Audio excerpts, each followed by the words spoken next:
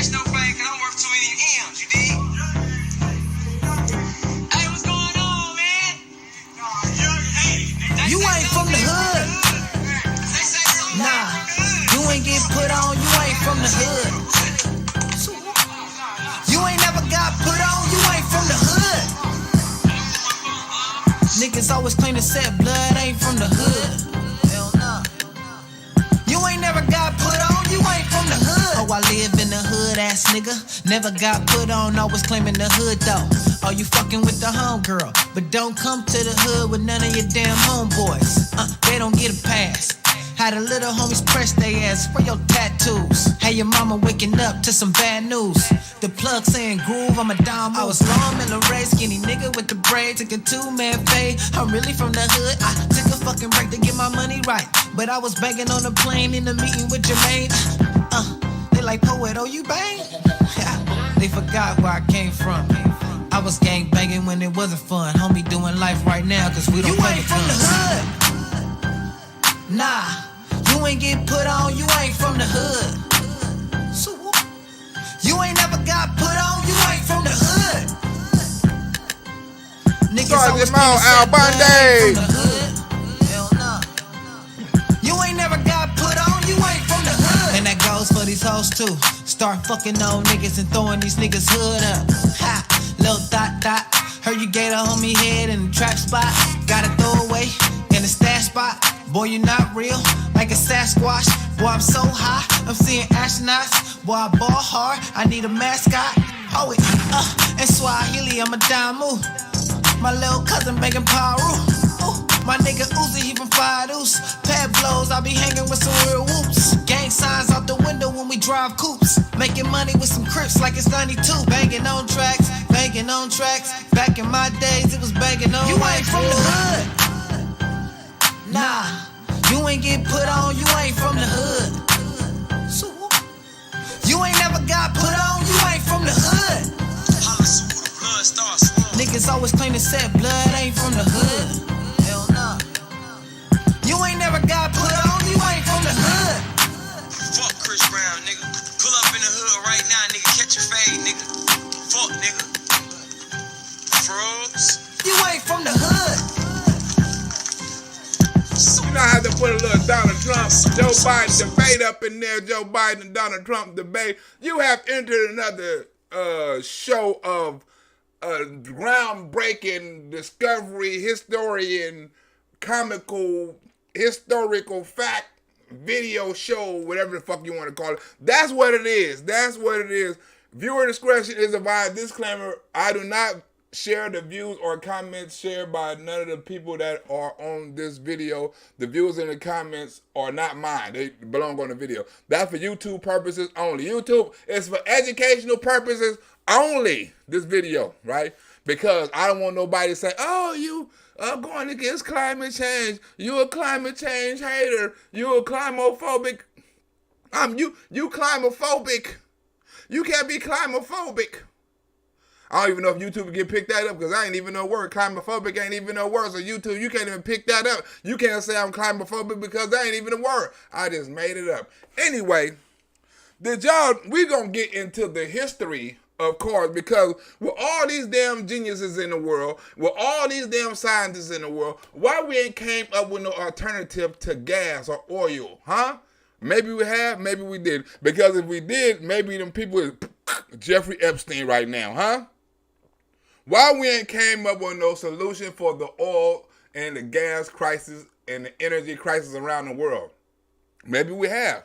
I done a show earlier where an African scientist had a generator that can light houses and stuff. He ended up dead, and his pattern ended up stolen. Right now, we finna get into some cars and the history of cars and let you know that gas was not always the car of choice. Let's get into it. Oh, wait a minute. I got to unmute it first before we get into it. Before we get into it, I got to unmute it, folks. I got to unmute it. Let's get into it. Yes, although it's easy to believe that the combustion engine car has always been the king of the road, the electric car was on the road first. How did we have electric cars on the road first and now we're trying to have electric cars on the road last. Remember, the first cars was electric. You mean to tell me we couldn't improve on the first electric car? You mean to tell me we couldn't come up with no invention to create, they come up with a better alternative with a battery? Because I'm pretty sure they didn't have no battery packs and all that shit back then. Huh? You mean the electric car was here before the gas car? Well, what happened? What happened to the gas cars and the electric car? Why they switched like the Republican parties and the Democratic parties, as the liberals say, when they want to make an excuse for racism? All the parties just switched. Well, the cars and the gas just switched. Car that runs on water instead of gasoline. Can it be? And it was another dude who just came out with an invention, right? About a car running on not gas, not oil, not corn oil, not batteries, but water. He made a hydro car. Did it work? Maybe it did, maybe it didn't, but we wouldn't know because guess what? He's dead. True? Well, inventor Stanley Meyer made an announcement today in Colorado Springs. He says he's come up with a device that will hook up to any engine and allow it to run on good old H2O. In 1900, about 40% of cars were electric, 38% ran on steam, and only 22% ran on gasoline. We even had steam cars, y'all. We had electric cars, we had steam cars, and we had regular gas cars, right? And the gas cars was the cars that was the least in demand. Huh? What you mean we couldn't improve on it? We had a steam car, and we tripping on an electric car? It's money in gasoline. And the gasoline, And the top our news here at 6 o'clock, an age-old dream becoming a reality. A local inventor has discovered a way, hear this, to use water to run your car. Now, as we approach the 2020s, we're rediscovering the electric car. Why we ain't rediscovering the water car? Huh? We got the electric car. Maybe the water car is a little bit cheaper than the electric car, huh? Maybe it's a little bit cheaper. I think water's a little bit cheaper than the sun. Maybe I'm tripping. Maybe I'm not. The only reason they started charging for water is when they started bottling this shit. You can go to the park, drink water free. You go to a building to drink water free. The only time you gotta buy water is when the shit is in a bottle. Huh? Other than that, water is free. You can go bathe. You can go to the beach and jump in the water. You go to the swimming pool and swim in the damn water. You can go anywhere and water is free unless it's in a bottle. It's a major breakthrough that will no doubt make motorists happy. And as Ralph Robinson explains, the Pentagon is also showing lots of interest in this project. The Pentagon is showing lots of interest in the project. No wonder the nigga dead. Huh? No wonder the nigga ended up murdered. Hillary Clinton, Jeffrey Epstein. You can't let the Pentagon in on your idea and you don't sell on the patent. Nigga, you end up dead. So how could the electric car be so popular only to all but vanish by 1935? Yeah, how could the electric car be so motherfucking popular back then? And it's unpopular and it's expensive as hell now. It should be cheap. They should have made some advancement. They should have made some technological advancements and made it cheaper, made it more advanced, and made it more suitable for today's driver. They could have been done that. Water has always been considered a precious commodity, but Stan Meyer's invention may make it even more valuable. He has developed what's called a water fuel cell. Ooh, a water fuel cell. No wonder this nigga is dead. You can't be making water cars and shit like that, and that's cheap. No wonder your ass is dead. It can hook up to any engine. No wonder your ass is dead. No wonder your ass is Jeffrey Epstein. It has taken the place of his old gas tank. The water fuel cell breaks down water molecules into oxygen and hydrogen. Why were most of the first cars electric, and what happened to them? News 13's Kurt Goff tonight on the possible impact of the water fuel cell. Stanley Meyer says the answer to dependence on foreign oil lies all around us. In seawater, tap water, and rainwater. Any kind of H2O, he says, can power just about every type of engine. And any type of donation like Slaphead just gave me will help out with this channel. Let's get this party started. Dig in your pockets, my friends. Dig in your pockets and touch that Cash App, that PayPal, or that Super Chat. Dig in your pockets like Slaphead said, right? Cause I can get me a water car, right? I'm trying to get me enough to get me an EV car or some shit like that, huh? Huh? You got to dig in your pockets to get you an EV car. Dig in your pockets to pay. Dig in your pockets to pay for a damn Tesla. You got to dig in your pockets to pay for a damn Ford, whatever they call it. You got to dig in your pocket. You got to pay for that shit. And it costs. Ain't no rebates no more. That shit is gone. How? With the water fuel cell. The hydrogen is used to run his dune buggy. I don't care if you use rainwater, well water, city water, ocean water. If you don't have any fresh water, go ahead and use snow. If you don't have any snow available to you, then use salt water because there's no adverse effect to the fuel cell. The first practical electric vehicle was built by Thomas Davenport in 1835. Wait, the first water vehicle was in 1835. You mean to tell me we ain't got a new one in 2022? That's 100 and some motherfucking years. They ain't made no advancements, and nobody thought, well, you know what? I can make a whole new industry, and I can make $1 million, and I can win a Nobel Peace Prize if I make a water car, or if I improve on this invention that was created over 100 and something fucking years ago. Surprisingly, this was almost 30 years after the first hydrogen car. Myers started working on this project 4 years ago. He's not a scientist. He isn't even a chemist. In fact, he never graduated from college.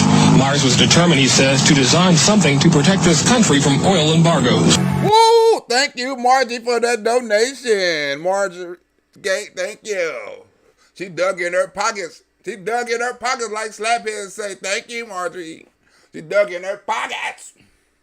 Anyway, Margie, you see how the gas car wasn't even in existence? It wasn't even thought about. How is it? It's in control of everything today. It's what's running our country. It's what's running our pockets. It's what's running this nation. It's what's running this war, right? The same thing we fighting over. If we was running on water, if we was running on electricity, we wouldn't be fighting over this shit, huh?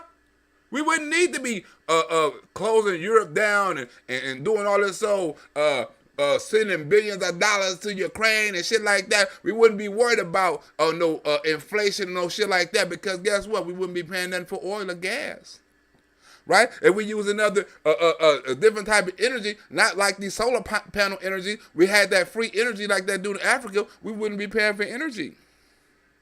This should be free. The gasoline engine didn't come about until 1870, and the first production car was in 1885 by Carl Benz. What? Carl Benz, Mercedes-Benz, 1885, right? So that means the water car and the steam car had a damn 50-year start. An electric car had a 50-year start on the damn gas car, and there ain't been no improvements yet. I mean, this dude made a water car, but we don't know if his invention worked because guess what? He's dead. We have calculated that if we take the dune buggy from Los Angeles to New York, we would roughly use 22 gallons of water. From LA to New York, you would use 22 gallons of water. 22 gallons of water. Huh? You know how far 22 gallons would get you right now of gas? It wouldn't get you out of California. It wouldn't get you out of LA. Huh? 22 gallons. But he said 22 gallons will get you from here to New York. We need that. The first few decades of the 1900s would see the widespread introduction of the internal combustion engine. In a way, this technology was taking on the baton from the steam engine in the 1800s. The Pentagon flew a lieutenant colonel in last week to look at Myers' invention. There's talk of possibly using it in the Star Wars defense program and to run army tanks. Huh? The Pentagon was thinking about using it to run army tanks and using his invention as with the defense whatever in the defense budget, huh? So evidently this was something serious. Evidently this was something that was being looked at by the Pentagon, huh? No wonder he ended up dead. Myers is currently perfecting a water fuel cell for cars. It will cost about $1,500. He says it won't need any maintenance and you won't have to replace it. You won't need any maintenance, and you won't have to replace it. And back then, it cost about $1,500. That would be equivalent to about $10,000 right now. You can get you a water car for $10,000. You can get you a water Tesla. You can get you a water Mercedes-Benz. You can get you a water station wagon. You can get you a water Ford Ranger truck or whatever. You can get you a water F-150. Huh? What happened? Yes, steam-powered cars did exist, but unfortunately, they required 45 minutes to warm up in cold weather and Steam cars existed, needed 45 minutes to warm up in the cold weather. Fuck that car. 45 minutes, but look at the technology they had way back then in the 1800s. They didn't need no gas. They was running on steam and electricity. needed to be topped up with substantial amounts of water, limiting their range. The early gasoline-powered cars were better than steam, but were by no means perfect. It'll be at least 2 years before the fuel system goes into mass production. The day it happens will be one the fuel industry hates, but it'll put a smile on the face of those who've had to say at one time or another, fill her up. Did you hear what he say? It's 2 years before it goes into production, something that the oil and the fuel industry will hate. But guess what? Whoever said fill her up will love it. His ass is dead. To get them started, you needed a lot of muscle to wrestle with a hand crank, and even changing gears was a tall task.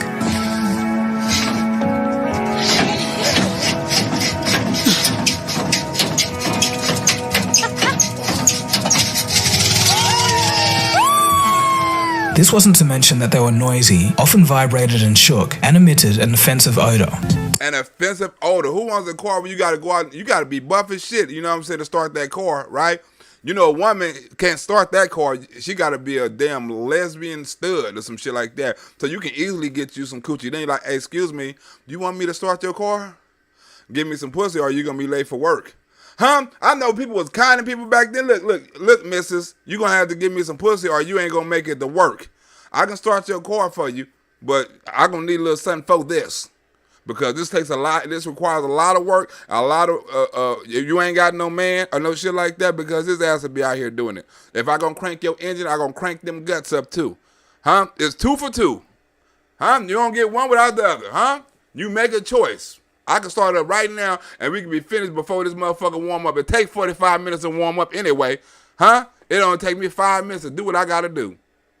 You can take it or leave it. Despite many attempts, he ultimately abandons this vision a decade later.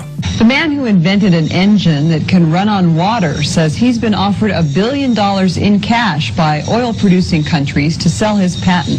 That nigga been offered $1 billion. They said, look, I will give you $1 billion for that patent. We can't let that patent out. Huh? Cash money. We won't even, look, we ain't even gonna write no check so they can take some taxes out the son of a bitch. It's $1 billion tax free. Huh? He said no. The Pentagon was like, you know what, we need that. He said no. All industry say you ain't gonna sell it to us? Pentagon say you ain't gonna sell it to us? Okay, we're gonna Jeffrey Epstein your ass. For these reasons, electric cars were seen as the best way forward in personal transport. They were whisper quiet, easy to drive, and required relatively little effort to run. Whoa, electric cars. Electric cars was the choice of cars back then. It cost a little more money, just like it costs a little bit more money now. But where's the improvement? Where's the technology? So far, he hasn't sold. Environmental specialist Jan Porter talked to the inventor, who thinks that the U.S. auto industry could produce cars that run on water now if they wanted to. Huh? They can produce them now if they wanted to, but they don't want to. You know how much money that would cost? You know how much money they would lose? Huh? They can make a phone, the battery is permanent. You don't need to take it out and charge it. Lasts for years. And a cell phone. You mean they can't? Come on, man. But we finna get into that. In a little bit. In addition, electric cars were perfectly fit for short trips around the city, as country roads weren't suited for cars just yet. They were too bumpy and treacherous. Down the road on water. Meyer's invention was introduced in Britain earlier this month, and now the Brits have followed him here. The Brits has followed him to the United States. They have looked at his invention, and they followed his ass well over. So you mean you got the Pentagon, you got the oil industries, and you got the damn Great Britain over here trying to figure out his invention and try to buy his invention? Why he ended up dead? We recently took a scientific delegation to witness Stan's work, to really evaluate it, and came back saying, this is one of the most important inventions of the century. Big name. Whoa, one of the most important inventions of the century. Huh? A water car. His ass is dead. names such as Ferdinand Porsche, founder of the Porsche Motor Company, and Thomas Edison went all in on the electric trend. Thomas Edison, you mean to tell me the inventor of electricity that can light a whole damn house couldn't invent an electric car with Henry Ford? The man who invented cars? You mean you have the electric man and you have the car man, and they couldn't come together and invent a car? And they invested millions of dollars up into the investment, into the making of it, right? Oh, come on! You mean to tell me that? I'm pretty sure Edison could have came up with one, and he did, but we'll never know. Method is called electrolysis. Meyer has turned that process on its head. Unlike electrolysis, his device doesn't use up large amounts of electric current, nor does it produce an enormous amount of waste heat. In fact, Porsche's very first car in 1898 was an electric model known as the Lohner Porsche. 1 year later, Edison set out on a mission to make better, longer-lasting batteries for cars. Huh? Better, longer-lasting battery for cars. This is way back in the 1800s they was planning this shit. Right? They was already saying, look, we need to do something to make the batteries last longer. You mean to tell me it ain't been a genius yet that came up with a battery solution besides Edison in 100-something fucking years? Come on, man. This is America. He believed that this form of transport was clearly the future, so he was determined. He said EVs was the future, so he was determined. Well, he ain't lying. He must have been talking to Joe Biden. Or Joe Biden must have been talking to him. Joe Biden old enough. Huh? But countries, right, who are talking about this EV shit, right, they don't know. It's a human rights violation. Everybody talking about human rights and all this old shit. You know what? This battery shit is worse than oil, right? Because it ain't no child trafficking laws being broke. It ain't no human rights laws being broke. It ain't nothing we break in when we drill oil in the United States. We get our own oil. But since we not, guess what? Countries are being human rights violated. Let's get into it. Corporates and citizens claim to be doing all they can to save the planet from climate change. Green energy is being floated as one of the top solutions. At the turn of the century, overall, the car, electric or otherwise, was seen as an expensive novelty only for the rich. Right? Like EV cars right now is only for the rich. Even though Joe Biden keep on preaching that shit, get you an EV car, it's only for the rich, like it was back then. You see how history is repeating itself, right? First, it was the oil industry knocking out the EV industry. Now it's the EV industry knocking out the oil industry. Huh? You see how history repeats itself? We are replacing coal with hydropower, fossil fuels with solar energy, petrol and diesel cars with electric vehicles. There needed to be a way for the common man to travel to and fro as he pleased. Cars needed to be affordable, yet mass-produced. Right? Cars need to be affordable then, right? And they need to be mass-produced, right? Right? Cars need to be affordable now, and they need to be mass-produced, right? And in order for the cars to be mass-produced, the EV cars, you must have what it takes to make the battery. And what we need for that battery? Cobalt. EVs are being pitched as cleaner, greener, and sustainable. It would be a man named Henry that would bring this into reality. Henry Ford thought hard about how cars were produced and realized that assembling a single car by a group of 3 or 4 men was very inefficient. Right? China also came up with something how to making car batteries a little bit more efficient. Hire slaves. But are they? What's clean for the environment may not really be clean. By observing the way in which meat and tin factories were run, he understood that an assembly system would be much better suited. Hidden beneath the shiny exteriors of an EV is a story of blood batteries. This system would only have a person work on a specialized part before that part moved on to the next person down the line. Right? Henry Ford made cars cheaper and faster by creating an assembly line. Right?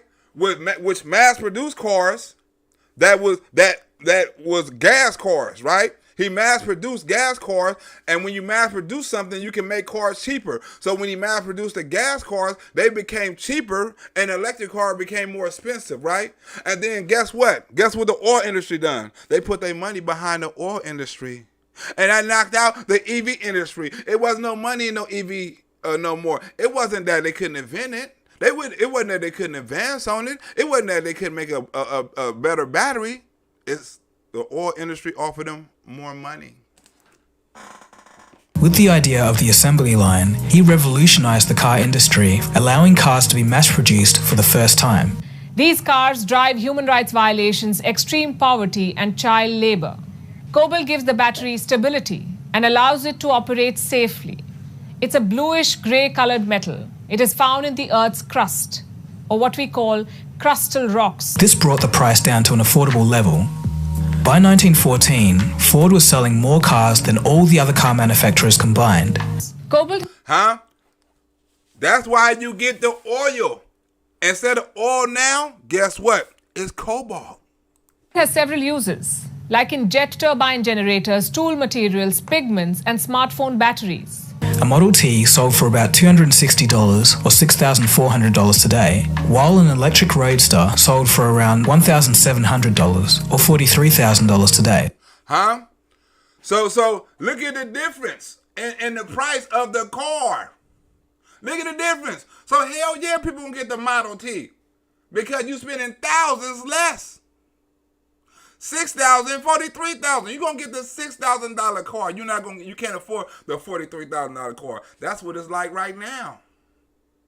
Right? Because the electric cars couldn't be mass produced. I'm pretty sure they could have mass produced, but they couldn't have made that battery in time to mass produce them cars. So they invested in gasoline. Now, the money wasn't gasoline. They didn't give a fuck about the earth. They didn't give a fuck about nature. They said, look, let's make this money, right? They could have been made, like you said, you could have had two. You could have had electric cars. You could have had gas cars. You could have both of them back then. They could have made money off of both of them. But they didn't want to do that. They would have made more money if it was a monopoly. But its major use is in lithium-ion batteries. Half of the cobalt produced goes into electric cars. We're talking about 4 to 30 kilos of cobalt per battery. There was just no electric answer to the cheaper gasoline Model T. There was no cheaper answer to the gasoline Model T, right?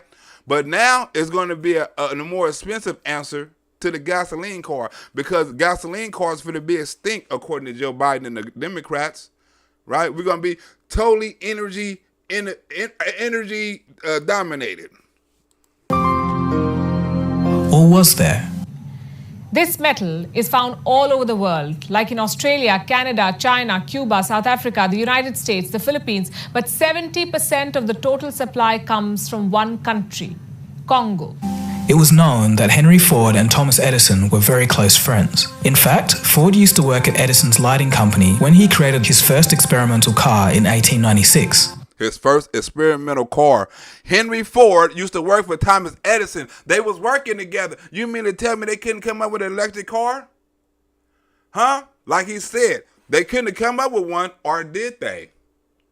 Or did they? The Democratic Republic of Congo. Let's zoom into this country. DR Congo is the second largest country in Africa. Its GDP is around $49 billion. Congo is synonymous with conflict, poverty, and corruption. Edison encouraged Ford to pursue this path, resulting in the Ford Motor Company. In 1914, the pair were working on an experimental electric car. Beneath the country's red earth is the world's largest deposit of cobalt. 92 million people live here. Why is it we talking about electric cars back in the Henry Ford days, and we still talking about electric cars today? Think about it. We're still talking about EVs today, as Henry Ford and Edison was talking about EV cars over 100 years ago. You mean to tell me we ain't came up with no invention yet? The water dude is dead. 2 million depend on cobalt production. They are called negociants. Quote. In China, I'm pretty sure that means niggas, right? You know what I'm saying? So the people working in the mines are called negotiants or whatever, you know what I'm saying? But in China, I'm pretty damn sure that means niggas. Niggas working in the fields. Niggas working in caves. Niggas, look, niggas working in caves. That's what it means in China, right? Because they got niggas working in caves for cheap. Human rights. They got wiggers in China and they got niggas in Africa. The Chinese is trying to take control of the world. Wiggers in China and niggas in Africa. Quote, within a year, I hope we shall begin the manufacture of an electric automobile. Within a year, I hope we shall begin the manufacturing of an electric automobile. What happened, Henry Ford and Edison? I don't like to talk about things which are a year ahead, but I am willing to tell you something of my plans. Cobalt mining in Congo is divided into two categories: industrial or large-scale mining and artisanal or small-scale mining. What's the difference between the two? The fact is, Mr. Edison and I have been working for some years on an electric automobile which would be cheap and practical. What?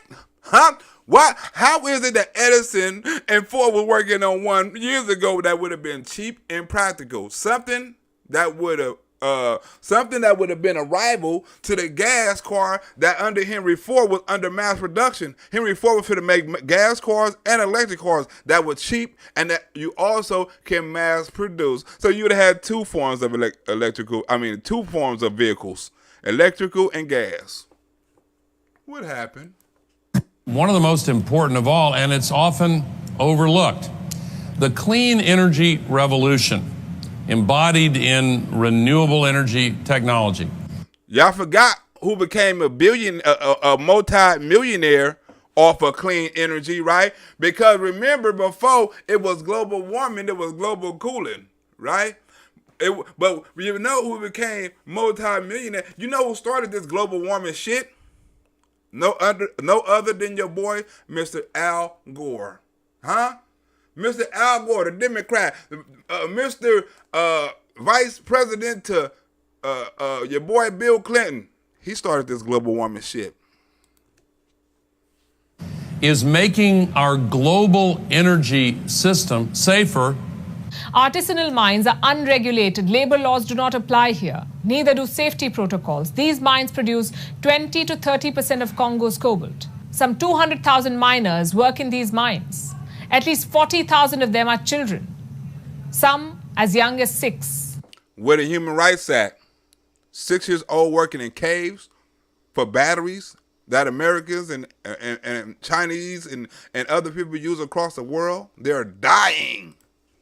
And more secure. The substitution of traditional energy infrastructure with renewable energy reduces our reliance on fossil fuels, of course.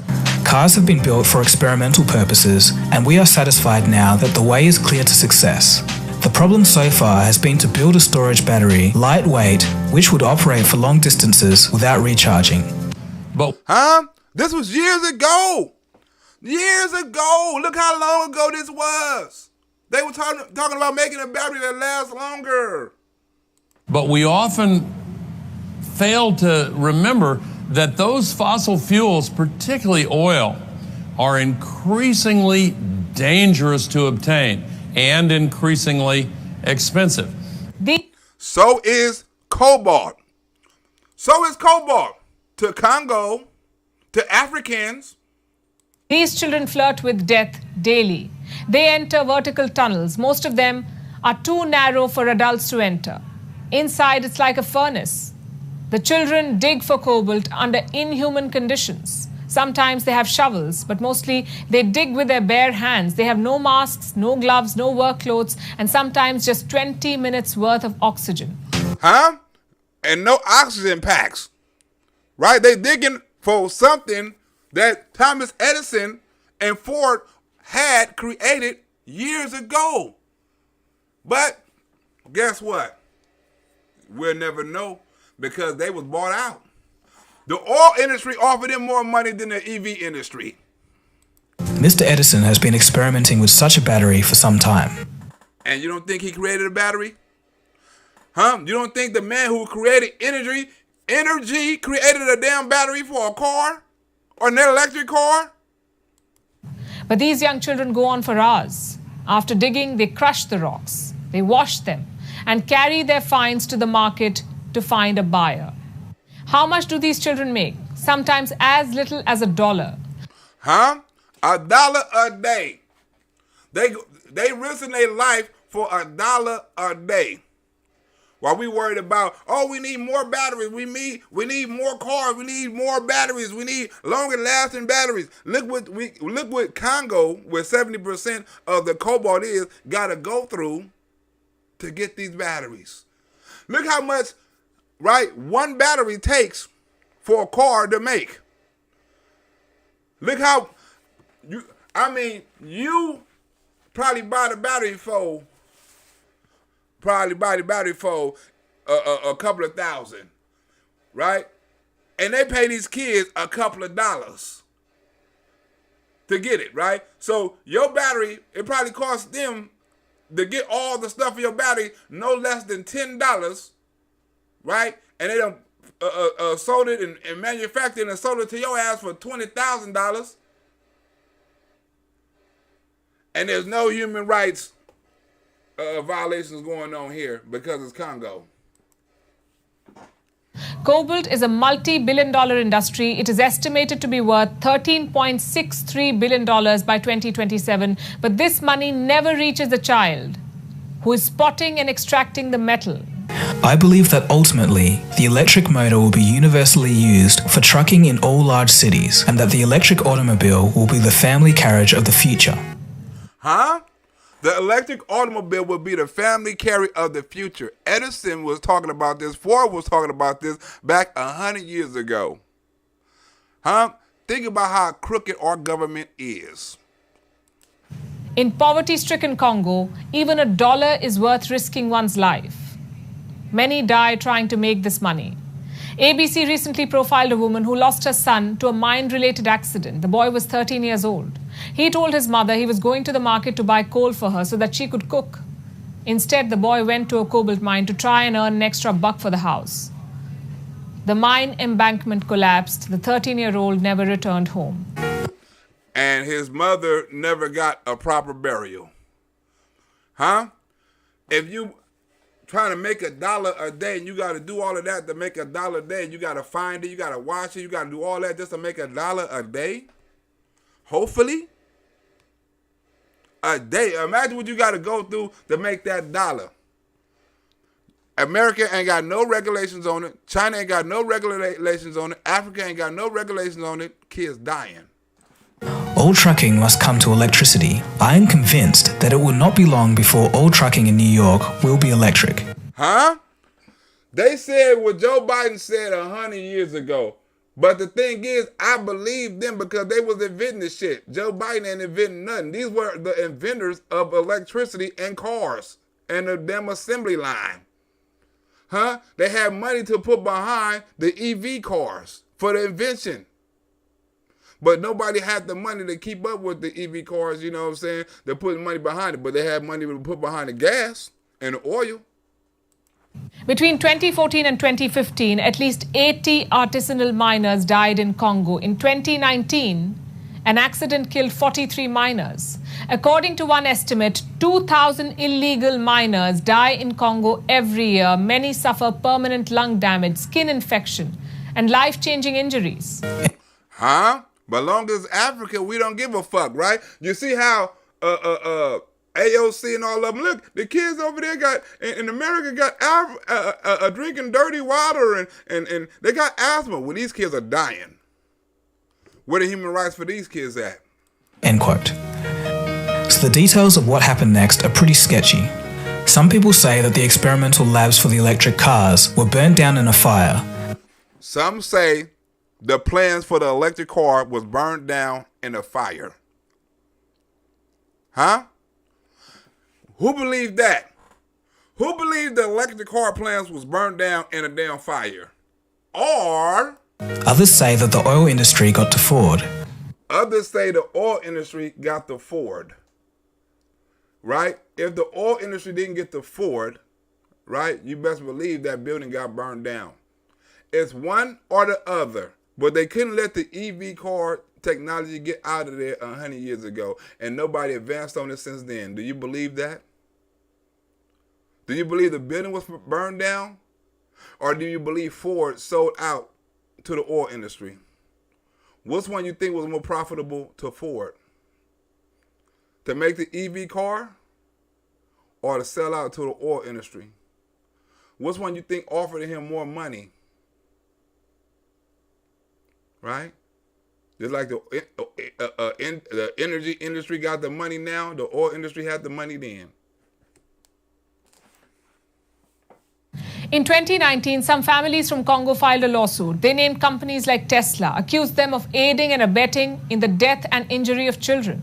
The lawsuit spoke about a child. He was referred to as John Doe 1.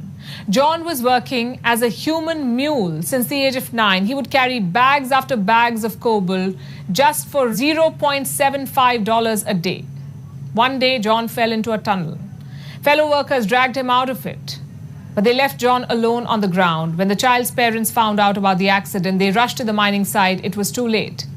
John was paralyzed. Doctors say he will never be able to walk again. Huh?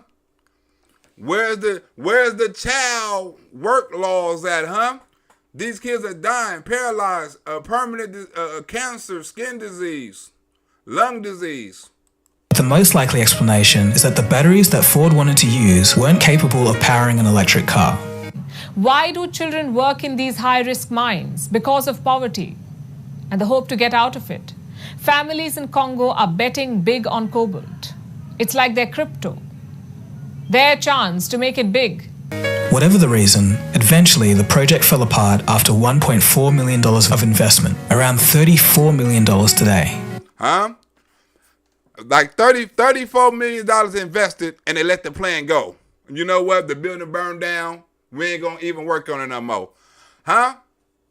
The oil industry got to Ford. The metals demand has tripled in the last decade. It is expected to double again by 2035. The demand is being driven by electric vehicles. Today, there are more than 6.5 million EVs on the road. By 2040, that number will touch 66 million. So that's 66 million multiplied by 30 kilos of cobalt. Do the math. By 2050, the demand for cobalt production is expected to increase 585%. So how much work is them Africans in Congo going to be doing to supply the world with batteries? With no cheap mass-produced model in sight, this was the beginning of the end for the electric car. Congo's families want to ride this wave and tide over poverty. That was the end of electric cars then. It's the beginning of the electric cars now. Sending their children to the mines is not a choice for them, but necessity. These children end up working as artisanal miners or informal workers. They're not employed by any company, but several companies line up to buy their finds. The invention of the electric starter, which gained popularity in the 1910s, took the manual effort out of starting a gasoline car. This, combined with the cheap oil of the time, all impacted the viability of the electric car. You see, it is cheaper to buy cobalt from a child than... Oil was cheap then, and it's cheap to buy cobalt from a child now. Right? All for cars. ...in a regulated mine. And who understands business better than China? Most of these companies dealing in blood batteries are from China. It dominates the global supply chain of cobalt. China owns up to 50% of the metals production. It controls around 80% of cobalt's refining. In the last 15 years, Chinese companies have bought out North American and European companies mining in Congo. Today, Chinese firms own 15 out of the 19 industrial mines in this country. And China owns farms in our country next to military bases and army bases and high-profile government buildings and shit like that. So China's buying farm, fucking land, caves, water, animals, electricity, gas. Further to this, the quality of the roads began to improve, meaning that people weren't just limited to inner-city travel. In the end, it was all too much, and the superior range of the petrol car was the final straw that ultimately led to its downfall. The battery technology just wasn't there. And nobody improved on it then, and now they're trying to improve on it now. After 100 years of oil, now all of a sudden everybody concerned about the earth, and everybody concerned about the air and the water and shit like that after 100-something years. You know why? Because there's money in there. Ask Al Gore. Exchange for Congo's cobalt, China has promised the country billions in investment in the form of infrastructure, schools and roads. Throughout the decades, many attempts to bring back the electric car were made, perhaps none more infamous than General Motors' EV1 in the 1990s. Now, Congo is another example of how stories featuring China never end well. Today, China is leaking blood cobalt into the supply chain of electric vehicles. Chinese companies are buying cobalt from children, encouraging them to participate in the trade of blood batteries. One of the largest cobalt processors in Congo is a company called CDM, or Congo Dongfang Mining. It is a subsidiary of Zhejiang Huayu Cobalt, a Chinese company, of course. China taking over. This is our number one competitor, and Joe Biden is not taking these motherfuckers serious. In Oklahoma, where oil has been king for over a century. Right? And not only, right, and you wonder, have somebody came up with remember we had gas cars, we had steam cars, we had water cars, right? But we never had a magnet car. Somebody came up with an invention with a car that was ran by magnets and electricity, right? Not by electricity, by magnets. Guess what? His ass is dead too. Jeffrey Epstein. Inventor Troy Reed has been busy in his shop constructing rotating magnetic motors that he believes will soon revolutionize how we get around. Huayu supplies cobalt to electric car makers like Volkswagen.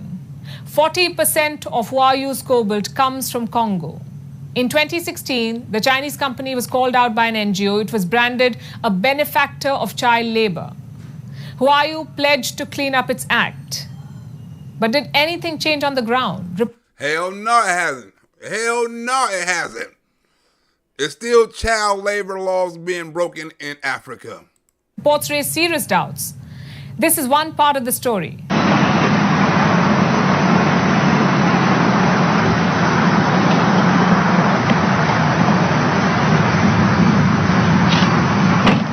Beautiful automobile. You can drive it anywhere you want to. You don't pollute the air. All the other electric automobiles that I've actually seen has been nothing but this standard transmission. Guess what? His ass is dead too. He had technology where his car ran on magnetics. And his ass is dead too. How's all these inventors ending up dead? Huh? And their technology was almost sold, but they didn't want to sell it. How's all of them ending up dead? There is blood in China's large-scale mines too. There, workers are abused, discriminated, beaten, and made to work without contracts and sufficient ration. One worker told the media, and I'm quoting, "If a worker dies, the Chinese don't report it to the government. They bury the person, hiding the corpse, and bribe the family to keep quiet." So they won't have to get exposed on how they violating human rights. This is an automatic transmission car. There's not a whole lot of what you call junk, I would call, under cars. I've seen a lot of electric cars that had a lot of stuff in it. That's your electric car killing people even before it hits the road. Did you sign up for this? The only thing that this has a battery to run the radio, the blower. We've got two safety switches over here that can be mounted into an enclosed system, but we did this where you could see, where people can see this car with the technology. It's a safety switch system. The world's biggest car makers are complicit in these crimes. I'm talking about the likes of Tesla, Volvo, Renault, Mercedes-Benz, Volkswagen. They all source cobalt from Chinese mines in Congo. Sure, they claim to have a zero-tolerance policy when it comes to child labor, but they too know that there is no way to fully map their supply chains. Here's what's real good about electric automobiles. All electric automobiles that have surge technology with this in it, they create heat. They've got to have a fan to blow this Curtis controller off because it gets hot. We don't want that to get hot. We want to stay that cold, because once it stays cold, you save on all the computer chips that's in this controller. How is it that all these scientists and inventors are ending up dead and got these technologies that will rival gas. That will rival oil. This don't need no gas. It don't need no oil. It don't need no car parts. It's running on magnets. You mean to tell me somebody couldn't take his idea and advance on it? I mean, he could have probably advanced up on it, but guess what? His ass is dead. He's Jeffrey Epstein. Back in Congo, President Felix Tshisekedi has pledged to act. In 2019, he established a state-run company to focus on health and human rights. But that hardly helps when Congolese officials are accused of overseeing child labor. In 2020, Tesla announced it would start using cobalt-free lithium-ion batteries in its electric vehicles, but the company followed up the announcement with a deal with Glencore.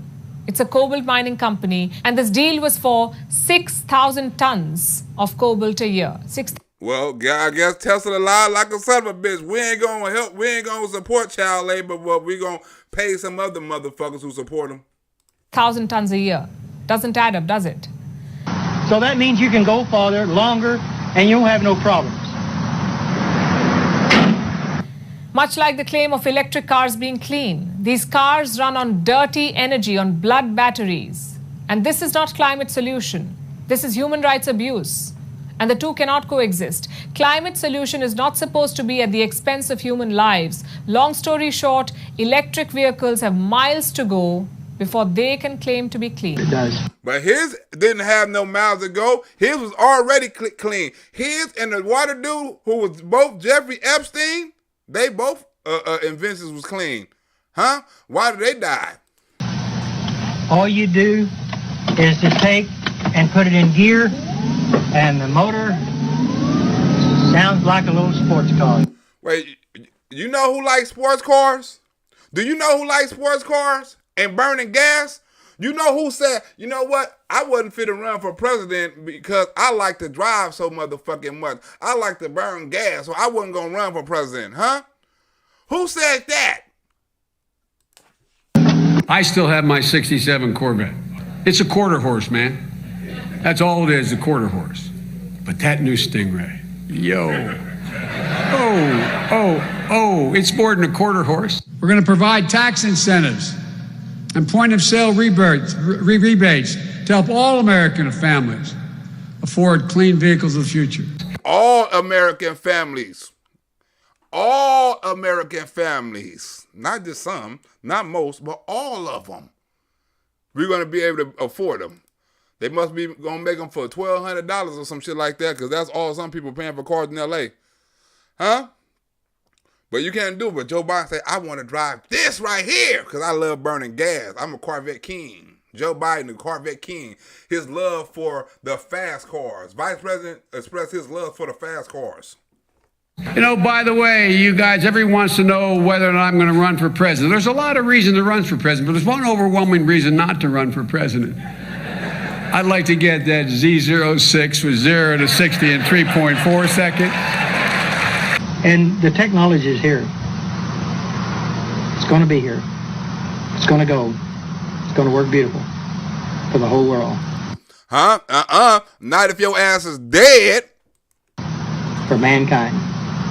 3.4 seconds. The press is, I'm going to say it anyway. I was talking to the chairman of the General Motors, and I said, God, I'd love to drive this sucker. And I said, the only place he let me drive is on the test track of the Secret Service, so maybe we could arrange to have one there. I may ask. The federal government owns an enormous fleet of vehicles. And your ass do too. Gas guzzling vehicles, Corvettes, your love for fast cars. You was with Jay Leno driving fast cars. Joe Biden got a love for fast cars. Which are going to be transitioned to clean electric vehicles and hydrogen vehicles right here in the United States of America by American workers with American products. And thanks to Hyundai, we are being part of this transformative automobile sector and accelerating us on the road where we're going to be handing to the United States of all electric future. Huh? All electric future. Imagine the human rights violations in Africa got to be violated, right, to produce all these damn batteries for these cars. All these government cars. All these batteries we're going to buy from China. That's what we're shooting for. Would he close down the oil industry? It falls. Would you close down the oil By industry? the way, I would transition from the oil industry, yes. Let me just put up some actions of this administration to kind of, put it out there. If you will, the first week President Biden came in, he canceled the Keystone XL pipeline, shipping oil from our closest ally down to the Gulf Coast to be processed in an environmentally sensitive way.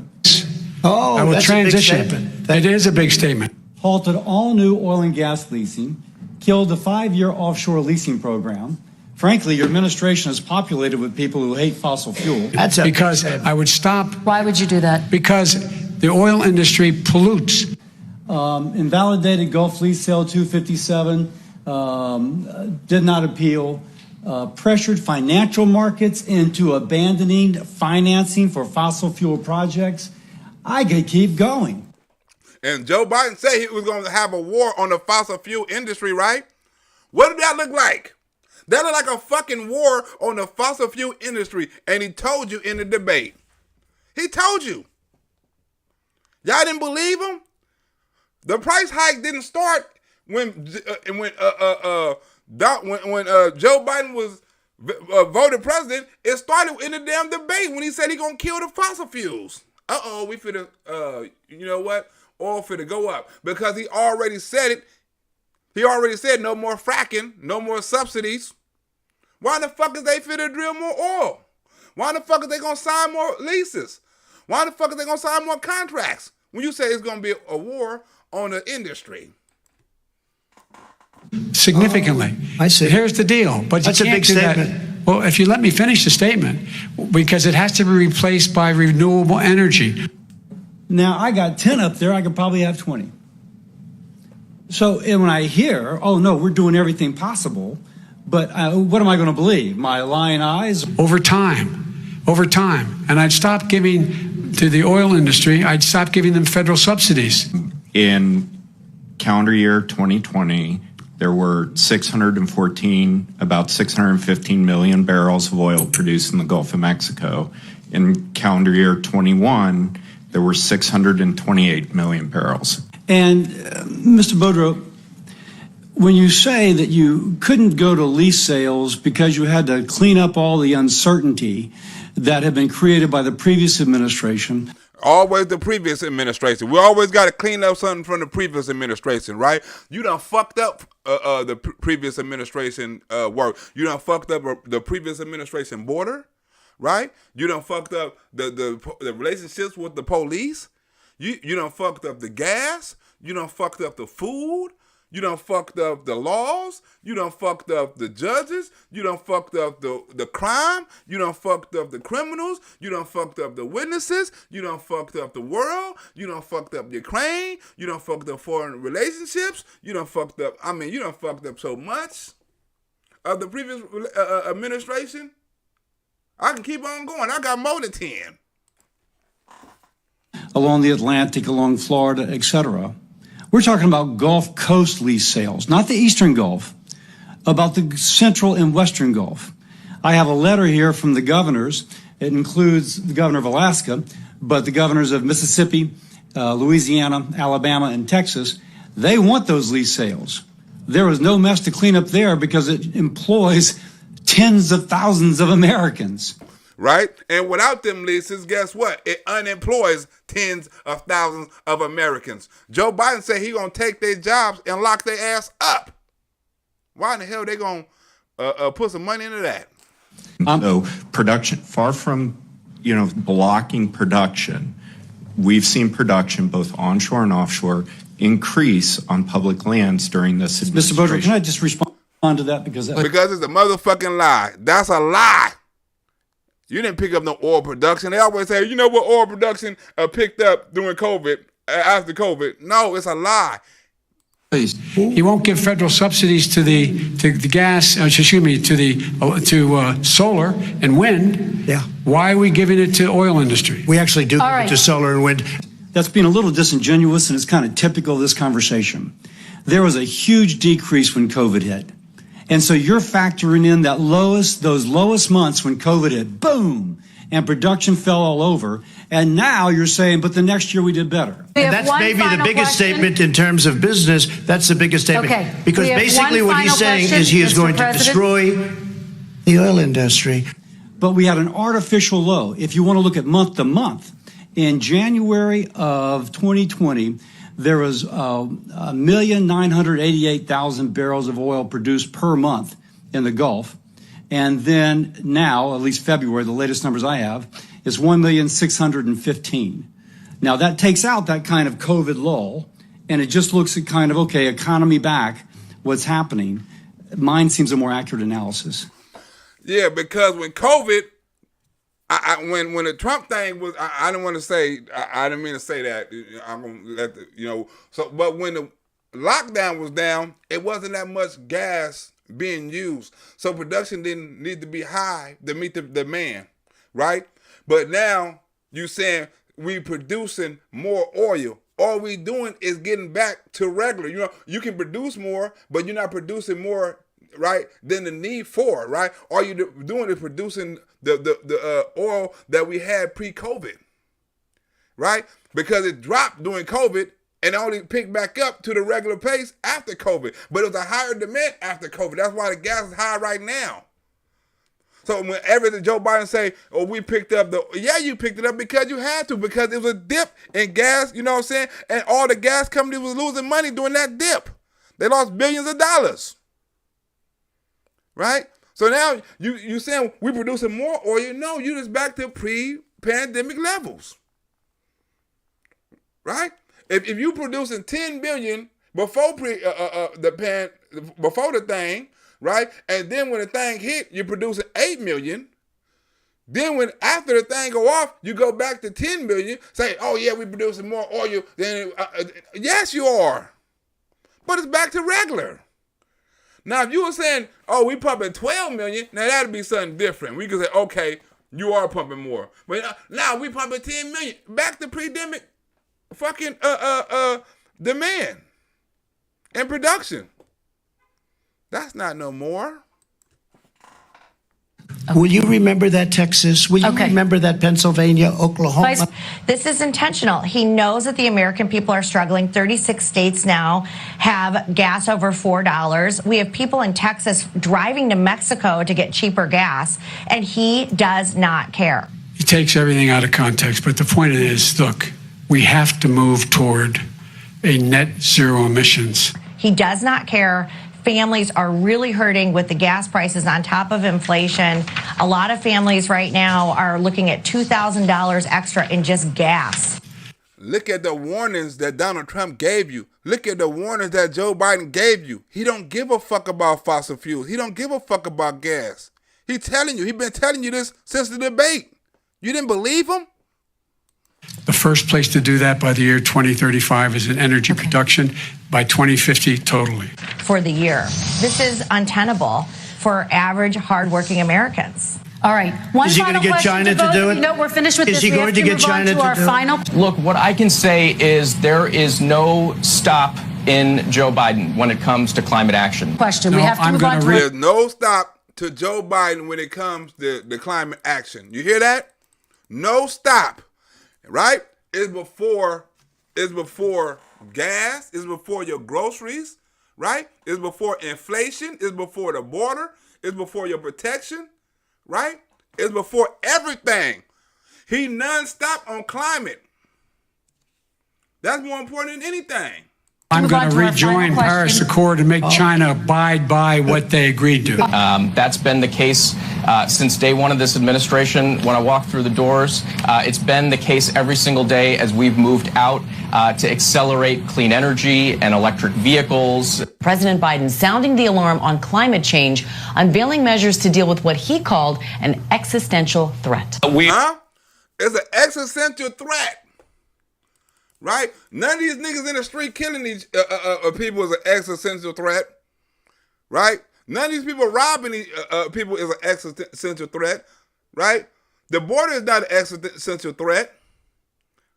Right? None of this is an existential threat, but climate change is an existential threat. Huh? That's number one on the menu right now. Executive orders on climate change. We need millions and billions of dollars for climate change. We are working with our European allies and partners, as well as others, to transition away from Russian sources of energy. Well, the president's going to outline his plan today on some of these executive orders, likely some money going to some administration units under FEMA, potentially for the wind farm industry, and then he's going to talk about more actions he will take. And ultimately to transition away from fossil fuels entirely. As president, I have a responsibility to act with urgency and resolve when our nation faces clear and present danger. Clear and present danger, right?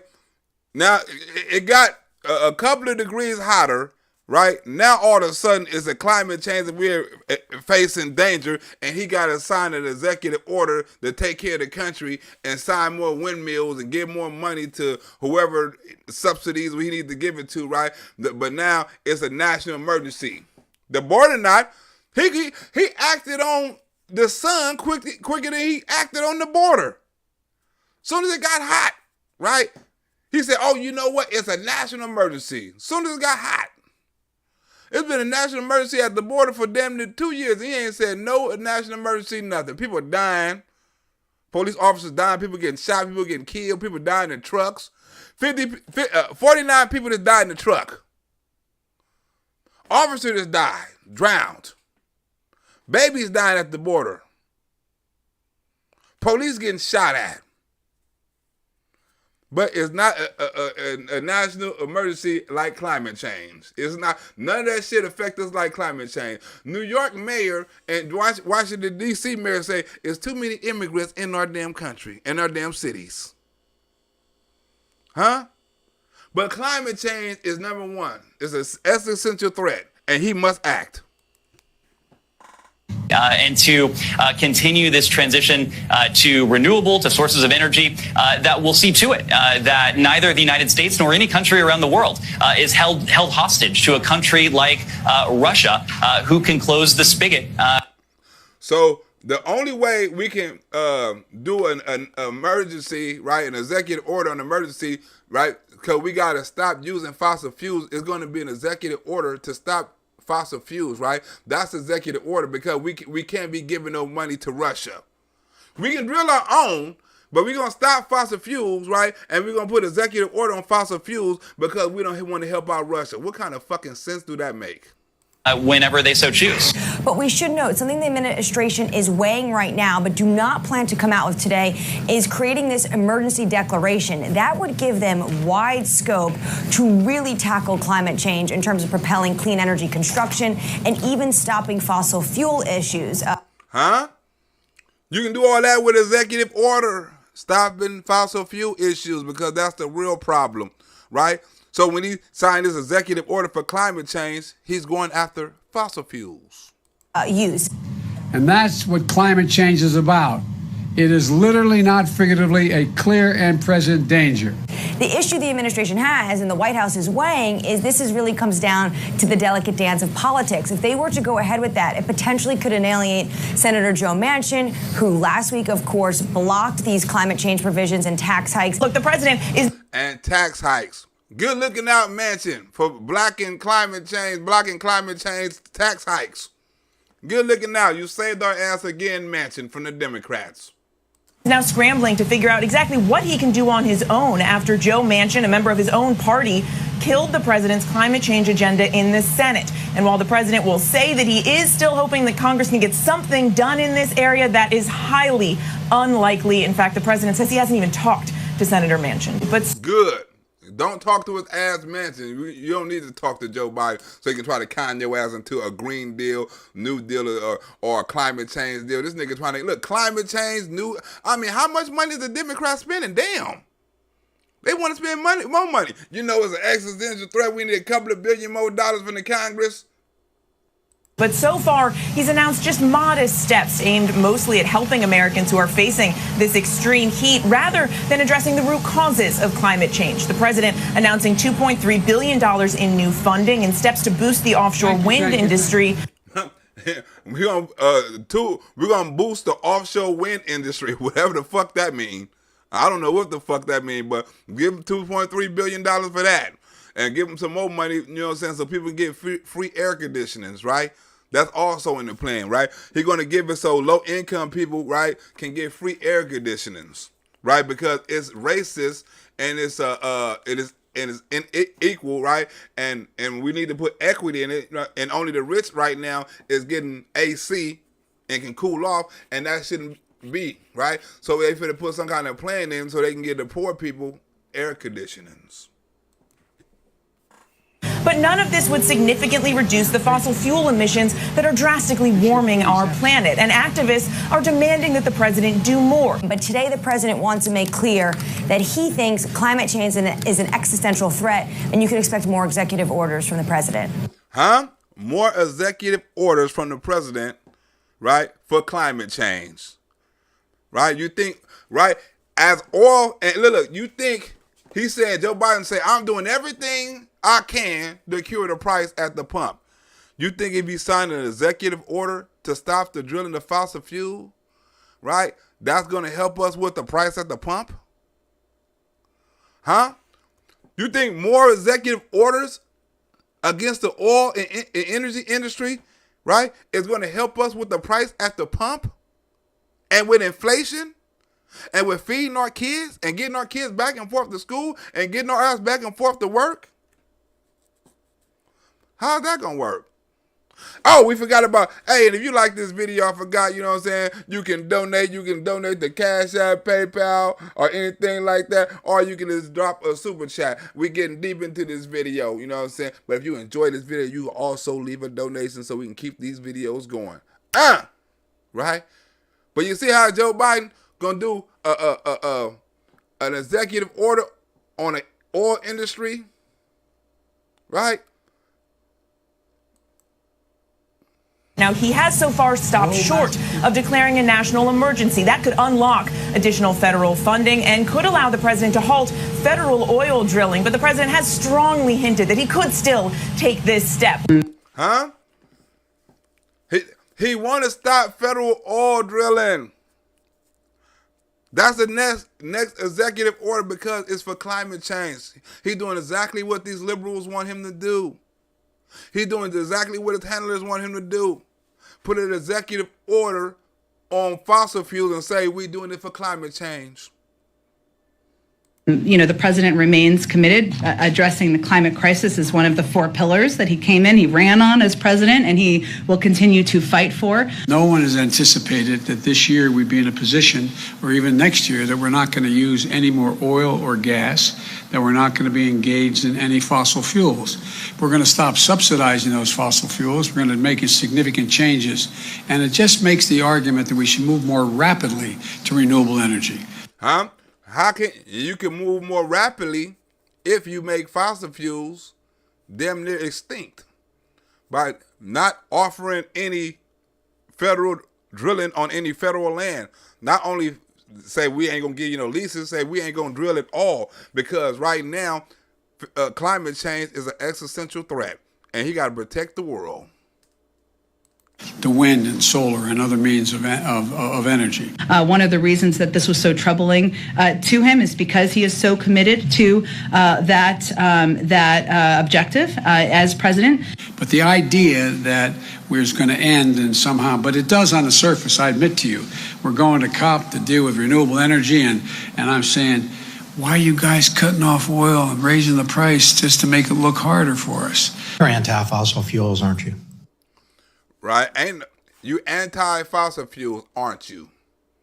You raising the price of oil on us, you know, to make it hard on us, right? He asked this bitch right here, right? Are you anti-fossil fuels? Hell no, this bitch came up here on a gas guzzler, right? And she tried, and she know what he's trying to get at, right? He asked her, "You anti-fossil fuels, aren't you?" And she know exactly what he's trying to get at. She tried to dodge the question, but he nailed her ass. I would like to transition away from unabated fossil fuels to a clean energy future. And we have continued to propose a historic investment in addressing the climate crisis, something that we will continue to discuss with Congress. How did you transit over here today? I got a ride in the fleet vehicle that we have. And that's a Suburban, probably, with a chase vehicle for your security detail. My preferred vehicle is the one. I don't care about your preferred vehicle. That's not what. Bitch, we didn't ask you about your preferred vehicle, bitch. We asked you about what vehicle you drove over here. My preferred vehicle, bitch. We not asking you all of that. Huh? We not asking you all of that, bitch. You know what? My preferred ice cream, bitch. Who talking about ice cream? We talking about the vehicle you drove over here in. Oh, I have in my fleet vehicle. We do have an electric vehicle. Did you drive the electric vehicle over here today? Not today because we had too many people in the car. I want you to just take a look, okay? You don't have to agree, but I want you to look in my eyes. I guarantee you, we're going to end fossil fuel, and I am not going to cooperate. Markets today and global energy markets today provide the clearest possible signal why the United States needs to do everything it can to accelerate toward energy security and true energy independence. Okay. So just for the record, they have fossil fuel vehicles within the fleet that moves the secretary around. And I'm glad you have electric vehicles. That's fine. We'll knock that for the record, too. Is that a Tesla or is that a Ford product? The Ford product. If you got, and Joe Biden bragging about all these federal cars for to become electric cars, and you rode around here in a gas guzzler, what happened to Joe Biden transferring to electrical cars for the federal government? Okay. And the only way that we can ultimately do that is to reduce and eliminate our dependence on fossil fuels. We are going to get rid of fossil fuels. Folks. We are going to get rid of fossil fuels. Huh? Executive order. We are going to get rid of fossil fuels. He's not saying we're going to reduce them. He said we're going to get rid of them. Thank you, Mr. Vice President. Just to clarify, would there be any place for fossil fuels, including coal and fracking, in a Biden administration? No, we would work it out. We would make sure it's eliminated and no more subsidies for either one of those. Work it out. No. Huh? So don't be surprised when your gas go up more when he signed these executive orders for the so-called global warming, for the so-called climate change. Don't be surprised. Because he said he want to end the fossil fuel. And what's the best way to end it? Blame it on climate change. They've been building up for this for a minute. They knew they couldn't pass it through the Senate. So what they do, scare the shit out of people and sign an executive order claiming it's climate change. And the supporters going to back it. Either any fossil fuel. That's okay. These guys are okay. They want to do the same thing I want to do. They want to phase out fossil fuels, and we're going to phase out fossil fuels. So there are a lot of ways to get there that we will continue to work with Congress to take actions, but he has also not hesitated to take actions himself through his own authorities to take actions to help our climate. So, but are you still confident that goal is achievable? We are continuing to pursue it, and we are going to continue to do everything we can to reach it. And including executive orders, right? But as we know, this whole thing was a hoax, right? Because we all know Al Gore started this climate crisis shit, right? Al Gore started this global warming shit, right? But Al Gore didn't get his idea from himself. He didn't do the study. Al Gore done it. Joe Biden and stole his idea and his whole thesis from somebody else and used it. And when the dude said, you know what? I don't even think that was a right thesis. Al Gore said this nigga was crazy, got the nigga locked up, and ran with the nigga idea. So this whole thing is a scam. Case in point.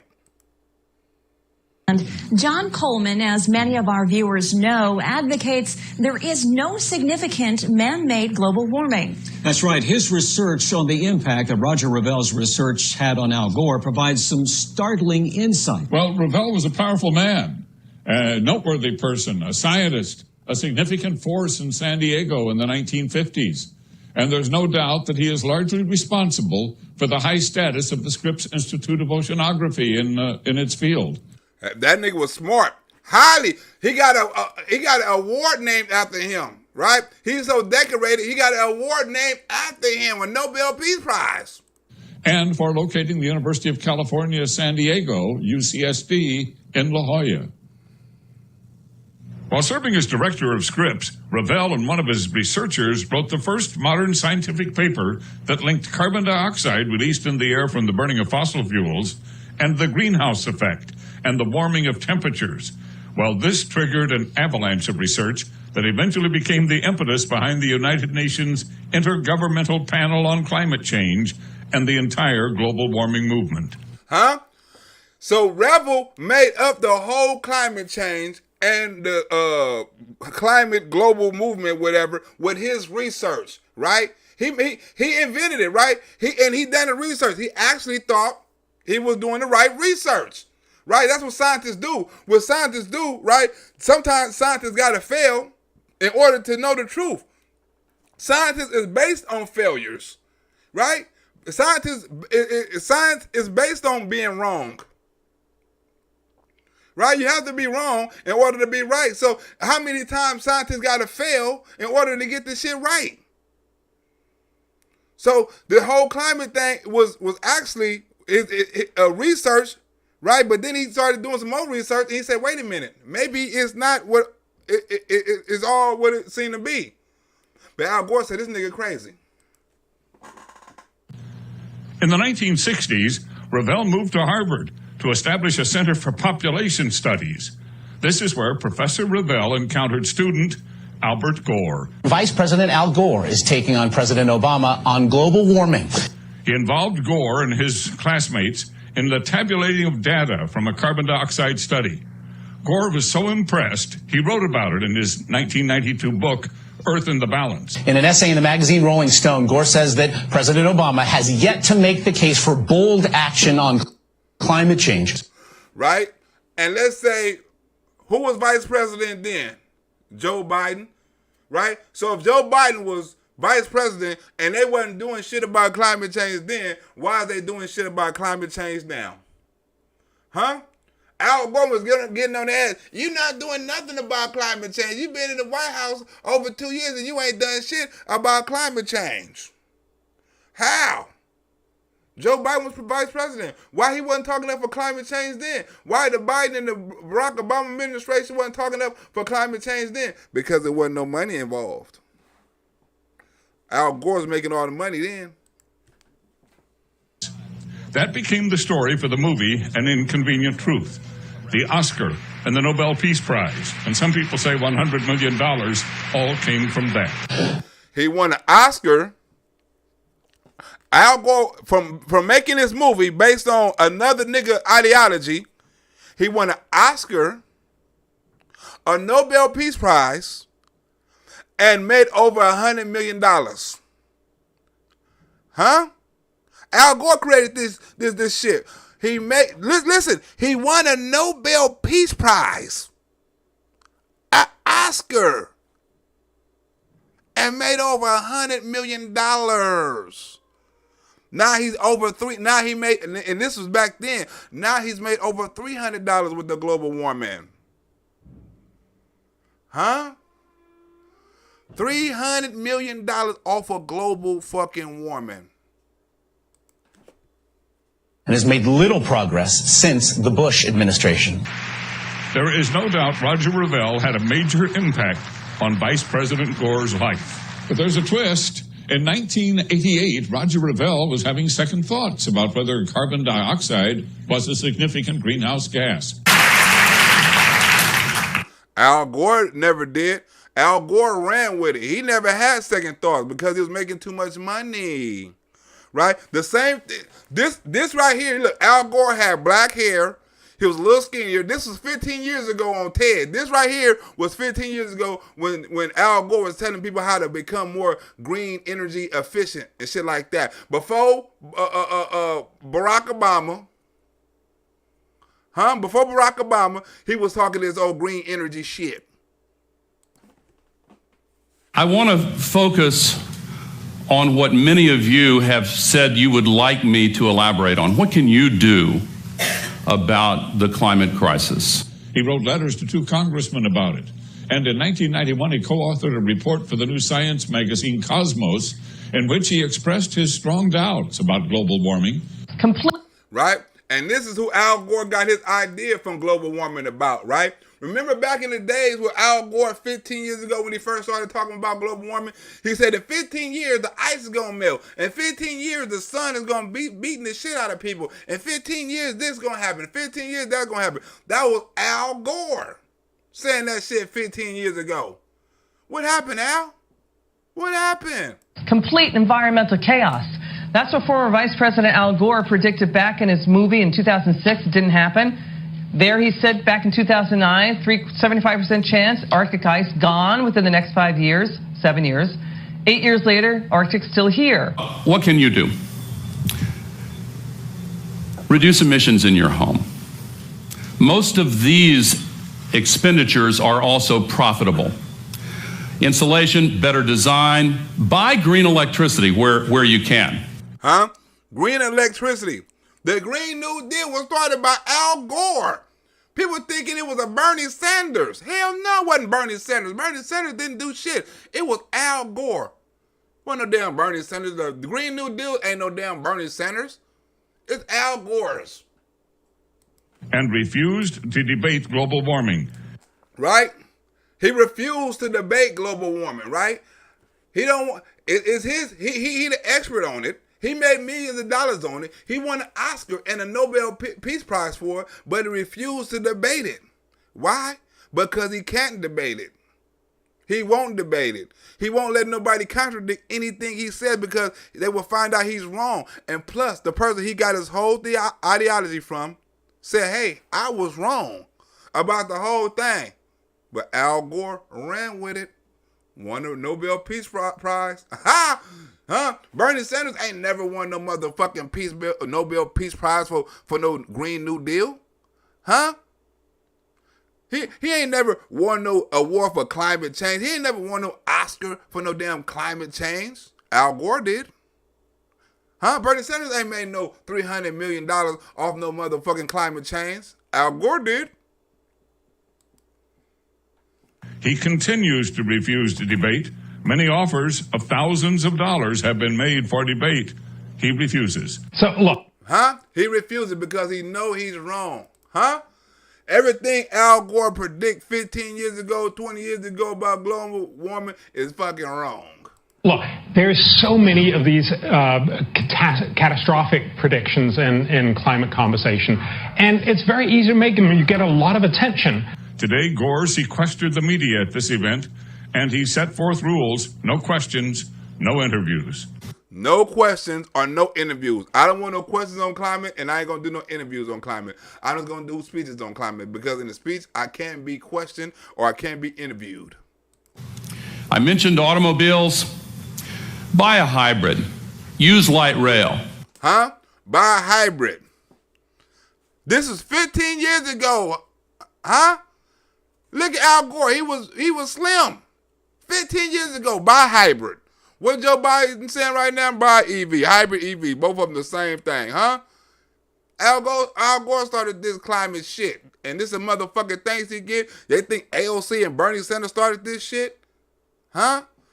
Neither one of them can wipe Al Gore ass with climate change. When you make them, and it'll be you and a few others who pull it out 10 years later and say, what happened to that? Figure out some of the other options that are much better. It's important. Be a green consumer. You have choices with everything you buy between things that have a harsh effect or a much less harsh effect on the global climate crisis. Huh? On a global climate crisis. This is 15 years ago, right? He was saying, get ready for the end. Get ready for the sun to be here, for the ice to melt. This is going to be the fucking end. It's going to be a global catastrophe in 15 years. That was 20 fucking years ago. I don't know if you remember, Gore also told us we could go fossil fuel. The U.S. could be fossil fuel free in its electricity by now. And, of course, that didn't happen either. Consider this. Make a decision to live a carbon neutral life. There's so much to be gained by making these radical headlines, and unfortunately, panicking people. I have learned that in 1991, Roger Revelle made what was his final speech at the high-powered, very private summer enclave of powerful men and politicians at the Bohemian Grove in Northern California.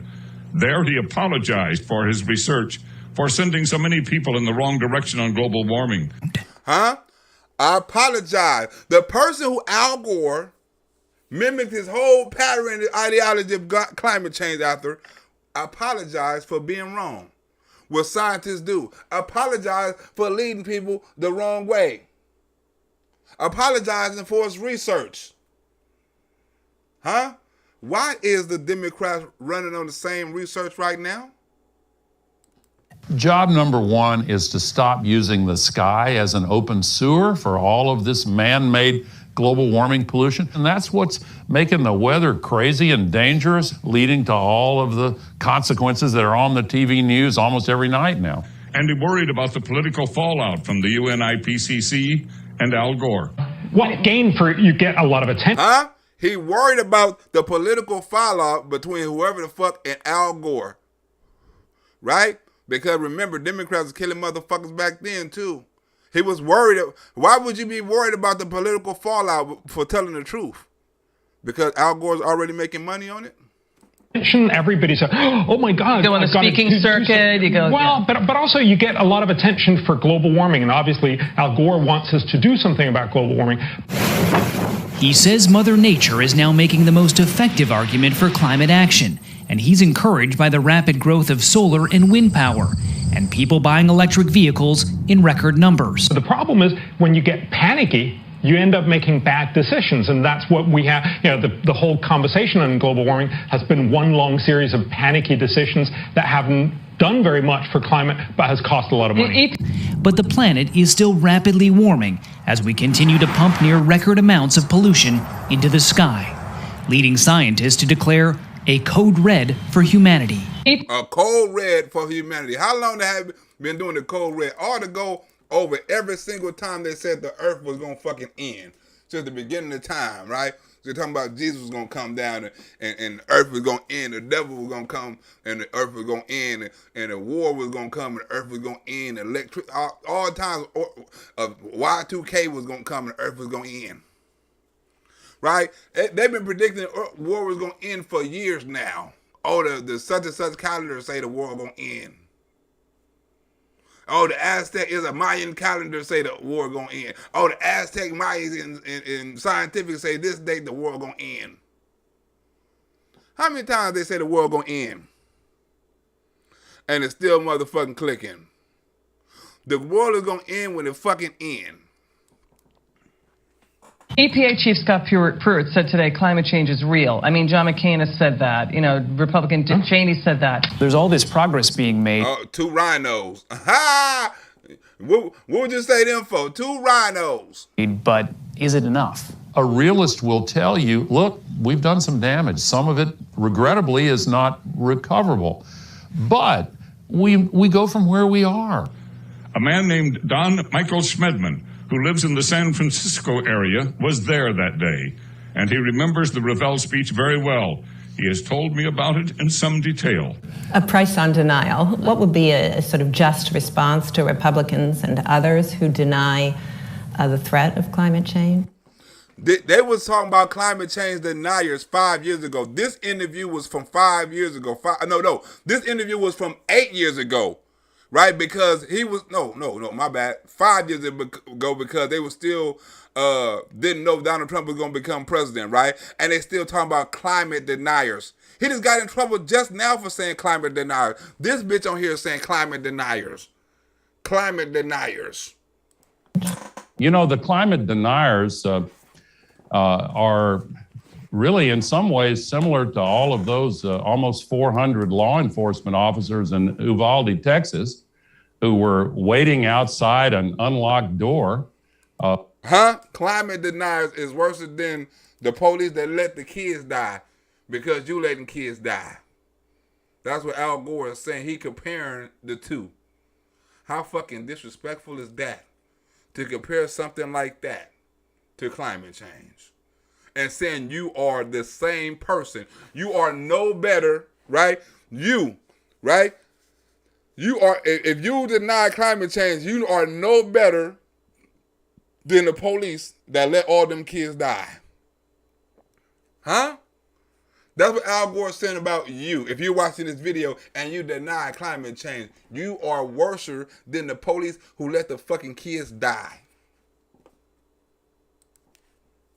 While the children were being massacred, it is as if we can throw a switch and save the future of our civilization. John, I've covered the Gores over a period of years, starting with Al Sr., but Al Jr., is this a political or scientific point of view, do you think? But Revell had realized that it was a false alarm and that the science was flawed before he died. Huh? He said the science was flawed before he died. But Al Gore is running on the science right now. $300 billion worth of science. A Nobel Peace Prize worth of science. The rebel Nobel Peace Prize of science. The nigga who he stole the idea from Peace Prize. Huh? Oscar. Well, for me, it's not political at all. After all, I'm a journalist in addition to being a meteorologist, and I absolutely refused to take political sides. What is your sense? Is it time for the president to declare that climate change is a national emergency? Huh? This is before Joe Biden claimed climate change a national emergency. This is a week ago. Or a month ago or something like. I don't know, but if this is the updated, the more silver-haired Al Gore, who's still young enough to run for president. They talking about Gavin Newsom and fucking Kamala Harris and Pete Buttigieg. You better watch out for Al Gore on the Democratic side. He's trying to make a comeback. He's 74 years old, right? He'll be what, 76 years old then? That still would be 8 years younger than fucking Biden. I was already vice president, right? And I was the leader of climate change, and it's an existential threat. And Joe Biden ain't getting the job done, and Gavin Newsom can't get the job done. Only I can get the job done, and I've been getting the job done.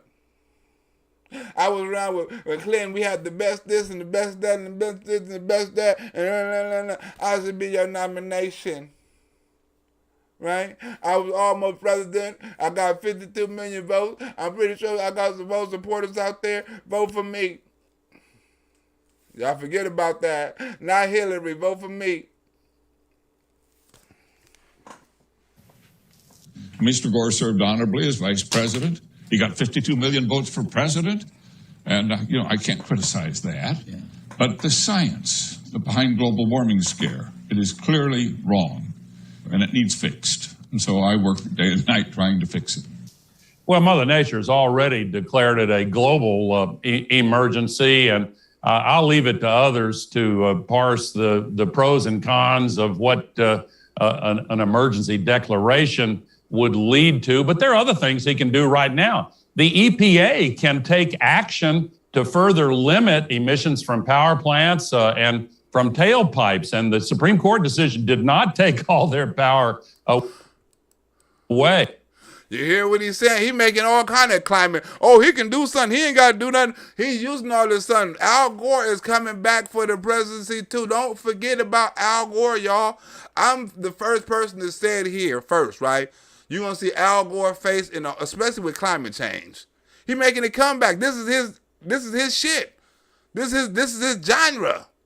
Right? This is his category. This is what he won an award for. This is what he won a Nobel Peace Prize for. Who better to talk about climate change than a motherfucker who won the Nobel Peace Prize for it? Who better to talk about climate change than a motherfucker who won the Oscar for it? Huh? Who better to talk about climate change than a motherfucker who made $300 million off of it? Huh? He's making a comeback. Don't count him out, y'all. They heard the screams, they heard the gunshots, and nobody stepped forward. Next president, regardless of their politics, what do you think they're going to have to do? I mean, would a Republican in the White House, a Republican denier in the White House, what would that mean? A Republican denier in the White House, what would that mean? What would a Republican denier in the White House mean? What the fuck is a denier? A denier is worse than the Uvalde shootings, right? They were talking about deniers way back then. He's still talking about deniers right now. Deniers. We could stop allowing oil and gas drilling on public lands and now public lands, not just federal lands, public lands too, right? Public lands and federal lands. No more drilling at all. Al Gore for president. He could appoint a new head of the World Bank instead of the climate denier that leads it now, appointed by his predecessor. A climate denier appointed by Donald Trump, his predecessor. They don't say the ex-president. They don't say Donald Trump. They say his predecessor. That's their way of not. I don't want to say Donald Trump. I just want to say his predecessor or the ex-office holder or some shit like that. Disrespectful son of a bitches. Disrespectful son of a bitches. Of the Republican candidates show signs of leadership. There actually a couple of them have Lindsey Graham. Yeah. I'm just curious. Well, bitch, Lindsey Graham didn't make it, bitch. It was Donald Trump. As to why he would never do any debates on this subject. Well, because he knows he'd lose. Al Gore wouldn't do no debates on climate change because he knew he'd lose. Al Gore ain't never done a debate on climate change. Never, never, never. He'd never been contradicted. He never he never been interviewed. He only held speeches on it. Right? He done an interview with little people like Jaden Smith and shit like that, but no real interview with no real professional that can ask real questions. You never saw Al Gore do an interview. You never saw him get on the news. He always done speeches. Frankly, I think he realizes now that it's wrong, but he has this environmental agenda that this drives. And he doesn't want to get away from that. Hell nah. I wouldn't get away from it either. If I made $300 million already, if I won an Oscar and I won a Nobel Peace Prize, you think I'm finna leave this shit alone? I don't give a fuck if I knew I was lying, right? If this is my bread and butter, I'm gonna lie my ass off about climate change. If I'm making $300 million off of it, hell yeah, I'm gonna lie. If motherfuckers believe it, all I gotta do is walk around and say, use more green energy. Use the emissions is ruining the world. And 5 years from now, we ain't gonna have no more motherfucking ice. It's finna get hotter, right? Use some glow. You mean to tell me a motherfucker make $300 million off of that and win an Oscar and a Nobel Peace Prize? I can do that shit. I can win a Nobel Peace Prize from the hood. I'm going to tell niggas to stop smoking crack because it's fentanyl in it. Stop smoking crack and I'm going to save lives. Stop smoking crack, it's fentanyl in it. I'm going to win the hood crack Nobel Peace Prize from Pookie. The Pookie Nobel Peace Prize for crackheads. I'm going to win it all. And God bless those families who've suffered so much. And law enforcement officials tell us that's not typical of what law enforcement usually does. So think of the irony. Today, Al Gore received the first Roger Revelle Award, honoring the man who sent him on his global warming campaign. He won the first award for the global warming for the nigga who he stole the idea from and sent to a damn nut house. And confronted with this global emergency, what we're doing with our inaction and failing to walk through the door and stop the killing is not typical of what we are capable of as human beings. You hear that? It's not what we're capable of as human beings. Right? So y'all thinking it's Bernie Sanders and AOC and all that? No, it's not. Al Gore is the creator of this shit. He's still holding speeches. He's still writing books. He wrote books, movies, and all that. He won the first dude Nobel Peace Prize for whatever the hell he won it for. Think about it. The dude say, man, my idea was wrong. He switched it up in the middle, say, man, my findings and the science was wrong. I'm sorry for leading people the wrong way. Al Gore says it's too late for me now. I'm already doing this. Dude held a speech and said, hold on. Right after that, he had a heart attack. In his last speech, after he said his findings and his science was wrong, he magically have a heart attack. Huh? That seemed fishy. Huh? Al Gore ran with his idea. He's now a multi-millionaire, known all across the world, wrote books and movies and all kind of stuff off of this man's ideas that he said was wrong. Know your history. Know your facts. Know the players of the game. Follow the fucking money. I follow the money. Ain't never one of these politicians make more money off of global warming than Al Gore. That ain't catching on. What you gonna think about it, right? What you gonna make money on right now if you a politician? Racism? That shit done played out. They done made all the money they can make off of that. Homelessness? That shit wearing out. They motherfuckers getting hip to that. Said we can't use this homelessness shit no more. Drugs, prison, all that shit wearing out because people getting tired of that. People getting tired of the crime. Y'all ain't making no money off of that. Climate change. You can always make money off of that. Al Gore been making money off of it for the last 20-something fucking years. Strong. Because one thing about climate change, you can't prove it. You always gonna say, oh, this is happening. Oh, this is happening. Oh, the scientist said this, the scientist say that, but you can never prove it. You can never prove how the earth is gonna react. The earth is its own entity. It's gonna act how it wanna fucking react. It's gonna snow when it wanna snow. It's gonna be hot when it wanna be hot. It's gonna be dry when it wanna be dry. It's gonna do what the fuck it wanna do. That's why I call Mother Nature. You have no fucking control of it. It's been here before your ass was here doing what the fuck it was doing. It's gonna be here when your ass is gone doing what the fuck it been doing. Your ass is raised from the dirt, and your ass is gonna return to the dirt.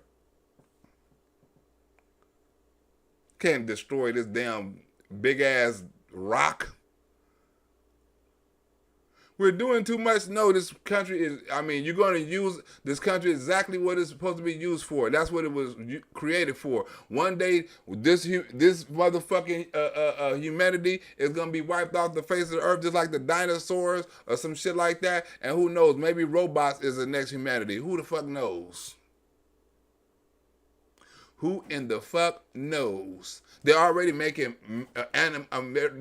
machines and shit that's catching feelings and having sex and treating you like a damn wife or a husband. Getting jealous and shit. They're already making the computers too damn realistic. AI is way advanced. Maybe they the next damn species of Earth.